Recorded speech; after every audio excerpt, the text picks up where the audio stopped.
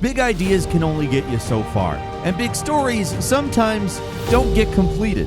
Whether it's budgetary reasons or a company goes a different direction or any number of things, there are a lot of stories we just don't know how they end. Hi folks, it's Falcon, and today on gameranx 10 game stories that were still half finished. Let's start this one out with one that maybe doesn't get enough love. At number 10, it's The Order 1886. This game, which was originally meant to release around the launch of the PlayStation 4, ended up getting pretty significantly delayed. It didn't actually come out until 2015, nearly 2 years after the PS4's launch. The final game was beautiful. Honestly, it's really impressive that this is a PlayStation 4 game. It looks better than a lot of games now, and it is 10 years old. The issue with it is the gameplay was a bit simplistic and the story was blatantly unfinished. You'd think a significant delay would have allowed them to maybe flesh the story out a bit, maybe fill in some blanks, make the finale at least somewhat satisfying, but that didn't happen, and the final game ends just before the story actually starts getting interesting. It's right there. Once the inevitable happens and you discover that the United India Trading Company, which you've been protecting the entire game, gasp, is actually bad, the game goes a bit into fast forward mode. There's some cool revelations. You find out the boss of the company isn't just evil, he's a vampire lord, and there's an entire vampire story going on in the background they haven't even touched on. Jacob Van Neck, or as the Fleet Street pamphleteers have so fondly named me, Jack the Ripper, at your service. You learn all this lore about the world of the Order 1886 in a big exposition dump near the end, and then proceed to completely ignore it. If this were a complete story, the game would transition at this point to fighting vampires and their trolls, but instead the story ends on this limp conclusion where you go back to the Order headquarters to rescue Nikola Tesla. Yeah, he's a character in the game, and you confront one of your allies who's actually a werewolf. That's the end of the game. Nothing involving the India Trading Company is resolved, and the final insult is that the game ends on a gunshot cut to black thing, which is lame as hell.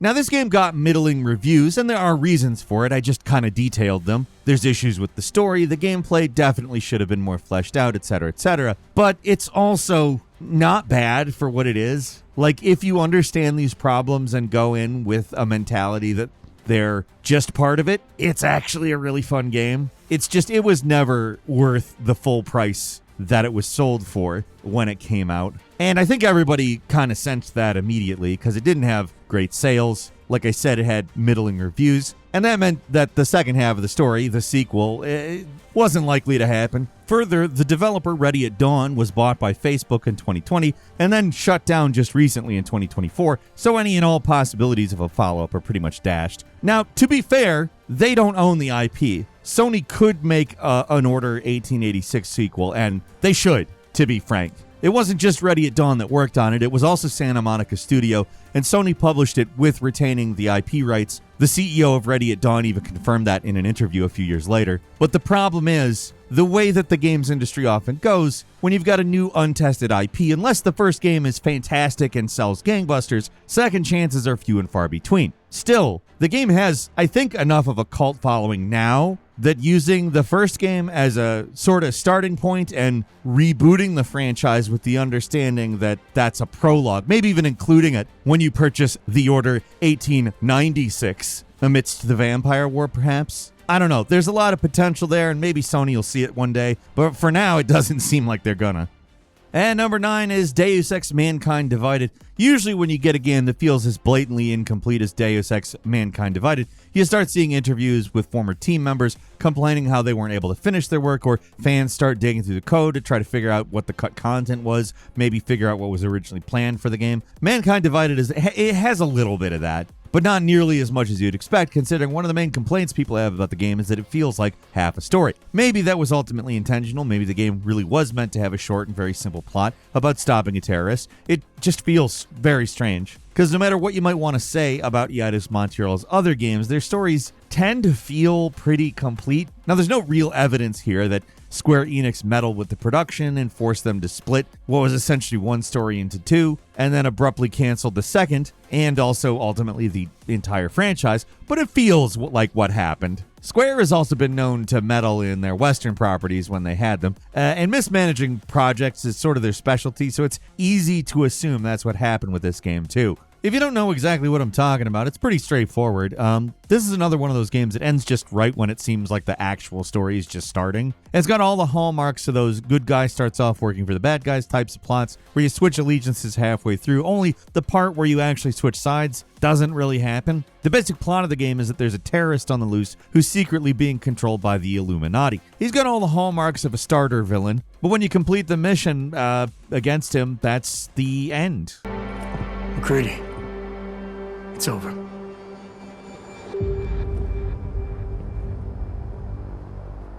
Game over. I guess Jensen is going to go after the real bad guys in the sequel. I mean, that never happens, obviously. Most of the main plot points introduced in the game are never resolved, and at least for now, that's the end of the entire Deus Ex franchise. Of course, this game being a prequel, we already sort of know what happened. You know nobody's going to get the Illuminati, because these guys are alive in the first game, but the ultimate fate of Adam Jensen, or the true identity of Janice, is never revealed. Maybe all that wouldn't be so bad if the game at least felt complete, but it really doesn't. It's very short. There's only a few main missions, so the whole experience just feels like the player is getting shortchanged. The actual game, it's not bad. It's actually quite good. The story just feels so incomplete that it makes everything you do feel kind of pointless. Excellent. How close is he to contact with Janus? Very. And it's only a matter of time.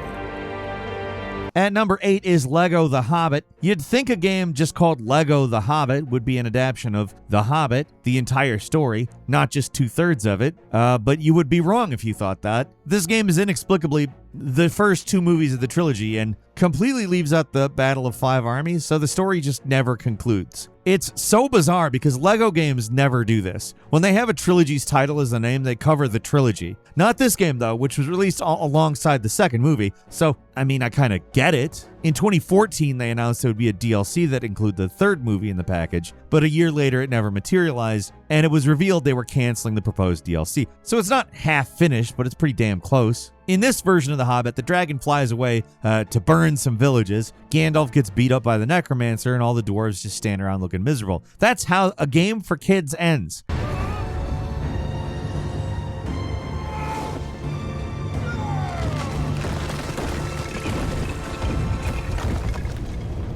Thanks, Warner Brothers. Yeah, obviously it's just an adaptation of a movie and a book, so we know how the story ends. And honestly, most people didn't like the third Hobbit movie much anyway, but the LEGO games have a habit of spinning straw into gold. They can make almost anything fun, no matter how bad a movie was. So it would have been nice to at least get a few of the standout moments from the movie in the game. I repeat, they do not even slay the dragon in the game, though. It just gets away. Imagine if LEGO Star Wars ended with Luke getting his hand cut off. Or hell, just Star Wars. Imagine it ended with Empire, like Empire was the end of all of it. It's definitely the best Star Wars movie, yes, but it's not the end of the story.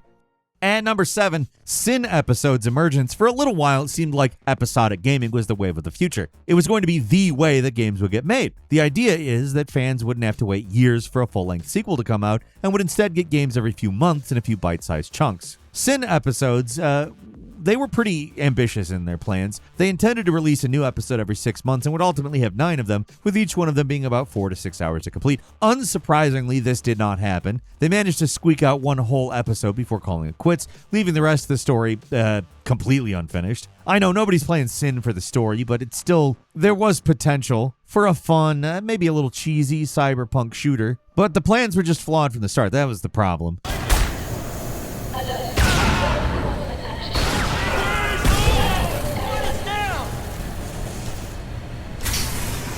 Pretty much everybody's plans for episodic games failed to materialize when the realities of game development started to affect production. You can't just make an FPS that's 4 to 6 hours long and as cinematic as this one in half a year. It wasn't possible back then, and I don't see why it would be now. I mean, now we get games that look like Doom. And I mean the original Doom, and it takes years to get out of early access. That's not meant to be a slam on those developers, it's just that making video games is a lot of work, and it can take a while to make one that's actually fun. They could have made a decent, if short, follow-up to the original Sin if they wanted, but instead they decided to go episodic, and unless you've got Telltale in your name, that it doesn't seem to work. Hell, it only kind of worked for Telltale. Even with all their success, they still went bankrupt.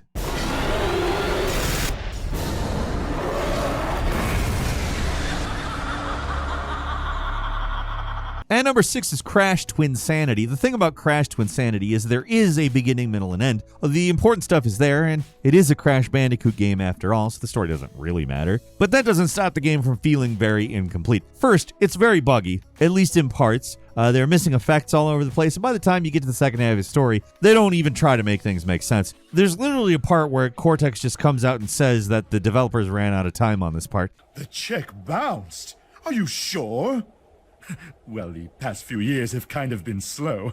Wrath of Cortex didn't do as well as we'd hoped, and... The experience really starts falling apart in the back half, even if it basically comes back together at the end. I mean, there's a proper final level and a boss. It's just that the connecting tissue is not there at all. Many fans suspected that the game was half-finished, but an actual developer on the game all but confirmed it by showing the many, many parts of the game that were cut for time. It's literally like more than half the game. And that's not even counting all the stuff they made for Crash Evolution, the very different original vision for the game. They managed to repurpose some of the original Evolution stuff, but most of it got left on the cutting room floor along with a lot more stuff. If the publisher, Vivendi, actually let Traveler's Tales delay the game, the final product would have been a lot better. It could have been the best Crash game not made by Naughty Dog even, but instead they forced them to release the game in a horribly unfinished state. That the game still has a bit of a cult following is a testament to the devs' work here. The game could have been a total disaster, but there's enough to like about it that it still has fans even now. It just could have been a lot more.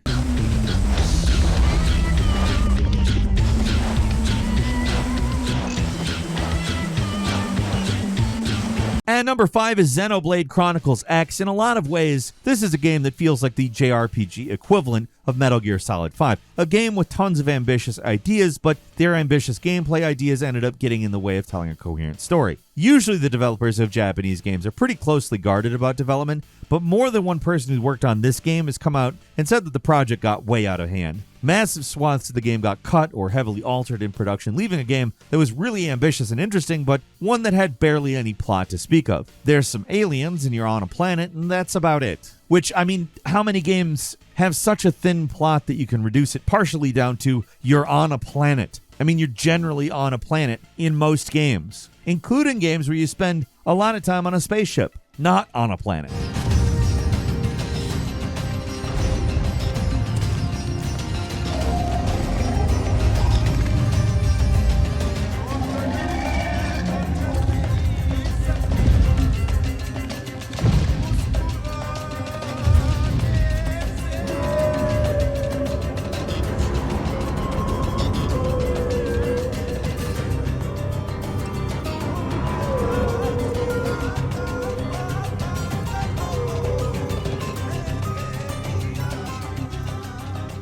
Wild, huh?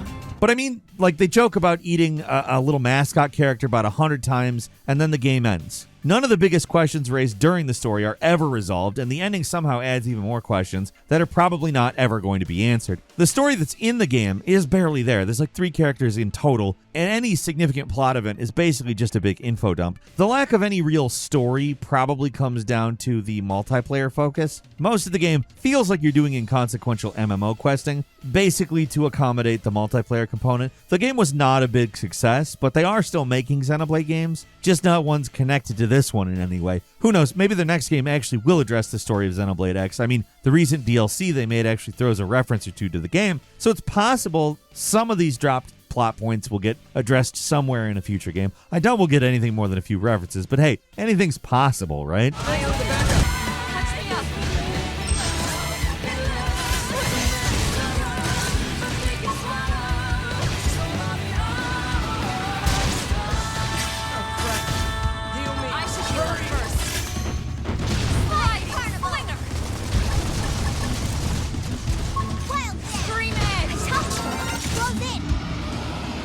At number 4 is Shenmue 3. How is this story still not done? They had a once-in-a-lifetime chance to actually resolve this damn story, or even just at least leave it in a satisfying place. It was a miracle this game came out at all. It came out 18 years after Shenmue 2. There was no guarantee it was ever going to get made, and pretty much zero chance it would get a sequel. But for some inexplicable reason, Yu Suzuki, the series creator, still held out hope. I don't think it's confirmed anywhere, but I think Shenmue 3 was a way to attract attention for a big publisher to obtain funding for Shenmue 4. Might be a little bit of a conspiracy theory, but Shenmue 3 really feels like a game that was meant to be a stepping stone to the real story they wanted to tell. Why do I say that? Because nothing really happens. If there actually ever was a fourth game, you could summarize the events of 3 in 2 sentences. Ryu goes to a village, gets trained by a kung fu master, and beats up some thugs, and then he goes to a slightly bigger village, gets trained by another kung fu master, and beats up a few more thugs, and then has a 2-second face-off against Lan Di, who all that kung fu master training,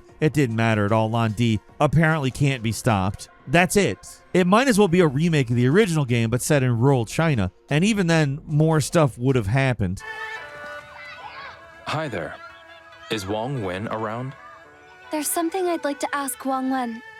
She's not around? I was just talking to her. I see. She said something about going shopping, so maybe she already left for Taoget. Got it. Thanks. I will say the game did successfully capture the pacing of Shenmue. The slice of life stuff is very charming. It feels like a Shenmue game. And if we knew there were more games coming, I don't know that this would be so egregious. But if you went into this one hoping for some kind of forward momentum on the plot, you're gonna be disappointed. You better believe that big chunks of the game got cut before release too. There was meant to be an entire third area that got removed, making the climax of the game feel very rushed and unsatisfying. They introduce an entire squad of the ultimate badass kung fu guys, and you don't fight any of them. On one hand, it's almost admirable seeing someone stick to their creative guns and refuse to advance the plot just because fans wanted to see it resolved. But, man, they really could have done something interesting with the story from time to time. Is that all you're made of?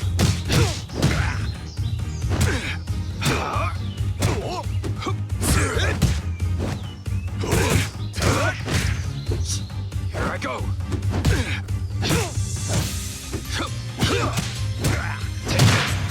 At number 3 is Final Fantasy 15. Some games manage to get through a troubled development and come out smelling like roses, and others are Final Fantasy 15. It's a game held together by duct tape and prayers. It's such a bizarre, incomplete thing that still somehow kind of works despite itself. At least the first half of the game, when it's basically like a buddy road trip movie in an open world, when it's kind of always sunny without the horrible morals and non-cheesy comedy, but with a flying car. Yeah, it's kind of a weird game. Once the story actually gets moving, things immediately fall apart. There is an entire city that was fully modeled, which you only get to explore a tiny fraction of, and an entire continent you only get to see slivers of from a train. Huge, important plot points get skipped over. The entire evil empire falls into ruin off-screen, and that's not even the most incoherent thing that happens. The entire story just feels crazy incomplete. Telltale signs of a production scrambling to put anything together are everywhere. Like, there are so many places that seem like they should be major that you only see in a cutscene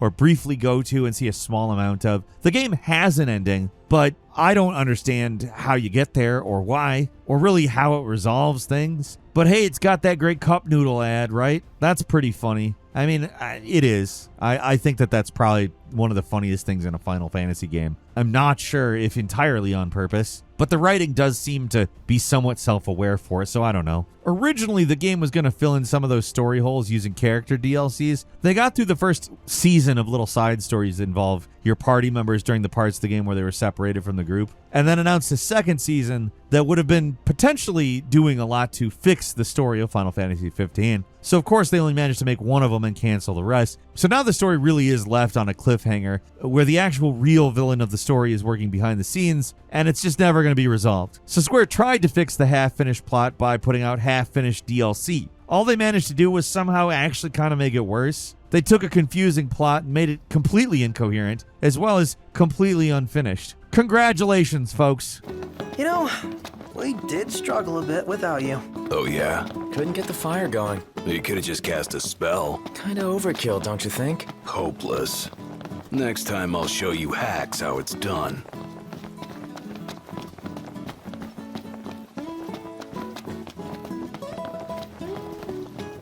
At number 2 is Metal Gear Solid 5, The Phantom Pain. All the Metal Gear Solid games are known for their extensive story cutscenes, so when MGS5 came out and barely had any story to speak of, something felt very off. By the time you get to Chapter 2 and the game is alternating between new, actual story-based missions and remixed versions of old missions, something's really off. Then the game kind of just ends out of nowhere, and you're replaying the intro of the game again with a few new scenes that provide additional context. That's the conclusion of the game. Just replaying the long opening hospital segment again.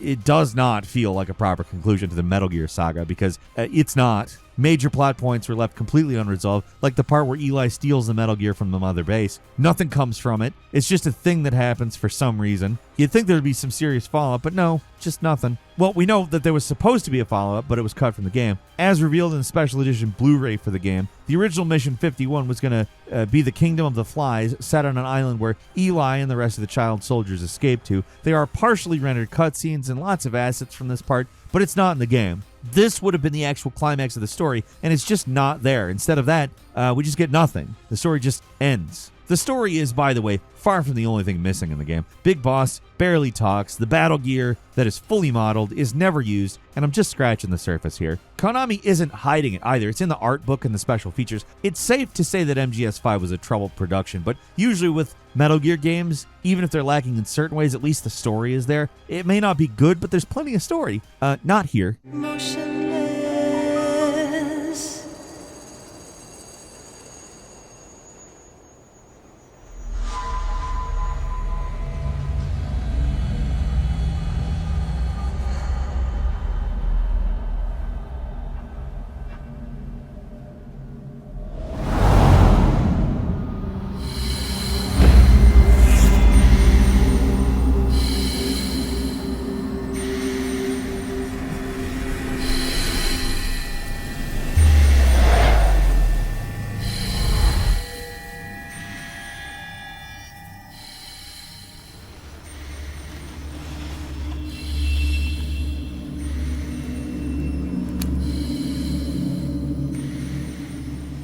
And finally, at number 1, Half-Life 2 Episode 2. If anyone could make episodic gaming work, it would have been Valve. These are the pros. They knew exactly what they're doing, and they still couldn't pull it off. Half-Life Episode 2 was short and didn't move the story forward much, but Episode 2 really kicked things into high gear, addressing a lot of interesting wrinkles in the story and ending on one of the most shocking cliffhangers in any game ever. Dad, look out!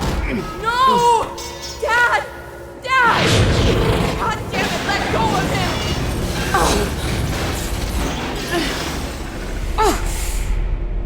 Oh my god! I love you, sweetheart. Close your eyes, honey. I love you, Dad! Don't look! No! Oh my god, no! No! Sure, Episode 2 was delayed and took longer to come out than originally planned, but that only meant that they were more ready to wrap up the story with Episode 3, right? Then a year passed, and no news, and another year, and another, and nothing came from Valve. Episode 3 never came out. I'm sure they did work on it. They may have rebooted development multiple times, maybe transformed it into Half-Life 3. I don't know. What I do know is that it's been more than 15 years since Episode 2 came out, and the story of Half-Life 2 is still incomplete. The game's main writer, Mark Laidlaw, left Valve in 2016, and in 2017, he put out a story that was essentially what was going to be the plot of Episode 3. We know that the story would have involved a ship called the Borealis. If you're really curious, you could just read Laidlaw's story to see how he imagined it would go, but that's not the same thing as having a proper game to conclude things, because honestly, game development changes story elements. There's just stuff that works and doesn't work, and well, that's how things go. That's how movies are made as well. That's why they do reshoots on movies. They make a movie and something just doesn't work, so they change it, reshoot it, and that usually fixes the problem that they had. In 2020, Valve did release Half-Life Alyx and somehow made things even more confusing by introducing time travel to the cliffhanger ending of Episode 2. But even with that extra wrinkle, not much has actually changed. The story of the Half-Life episodes is still painfully incomplete. I guess it's possible for Valve to still finish the story, but at this point, we're so far off from where the series originally ended that they might as well just start from scratch.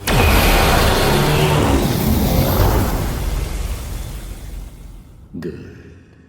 As a consequence of your action, this entity will continue, and this entity will not. Right. So he's okay, right? He lives. My dad lives. You are aware that you've proven yourself to be of extraordinary value. A previous hire has been unable or unwilling to perform the tasks laid before him. We have struggled to find a suitable replacement. Until now. No! I just want to go home. Send me home! I'm afraid you misunderstand the situation, Miss Vance. Wait! Hey, wait! Wait! Wait! And that's all for today. Leave us a comment. Let us know what you think. If you like this video, click like. If you're not subscribed, now's a great time to do so. We upload brand new videos every day of the week. Best way to see them first is, of course, a subscription, so click subscribe. Don't forget to enable notifications, and as always, we thank you very much for watching this video. I'm Falcon. You can follow me on Twitter at Falcon the Hero. We'll see you next time right here on gameranx.